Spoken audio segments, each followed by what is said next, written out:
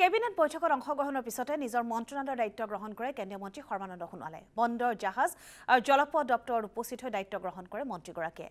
দপ্তৰৰ দায়িত্ব গ্ৰহণ কৰাৰ সময়ত উপস্থিত থাকে কামাখ্যা প্ৰসাদ তাছা, মন্ত্ৰী বিমল বৰাও। অধিক উদ্যমেৰে কাম কৰি যোৱাৰ সংকল্প সৰ্বানন্দ সোণোৱালৰ।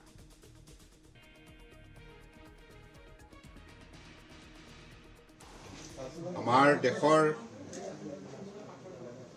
মাননীয় প্ৰধানমন্ত্ৰী নৰেন্দ্ৰ মোদী ডাঙৰীয়াক আন্তৰিকতাৰে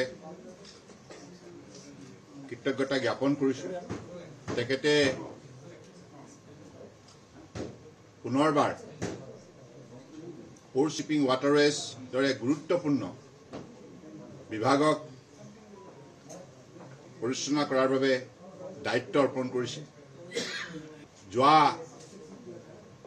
দিনবোৰত যেনেধৰণে এই বিভাগে সফলতা বুটলিবলৈ সক্ষম হৈছে আৰু বহুখিনি উল্লেখযোগ্য কাম কৰিবলৈ সক্ষম হৈছে, ঠিক তেনেধৰণে আগন্তুক দিনত পোৰ্ট শ্বিপিং ৱাটাৰৱেজ মন্ত্ৰালয়ক অধিক শক্তিশালী ৰূপ দিয়া হ'ব আৰু যিখিনি আমাৰ ইতিমধ্যে আঁচনি কাম চলি আছে, সেই আঁচনিবিলাক সাগৰমালাৰ পৰা আৰম্ভ কৰি বিভিন্ন ধৰণৰ যিবিলাক আমাৰ ভিজন প্লেন আছে, সেই ভিজন প্লেনবিলাকক কাৰ্যক্ষম কৰি তুলিবৰ বাবে আগন্তুক দিনত অধিক শক্তিশালী পদক্ষেপ গ্ৰহণ কৰা হ'ব।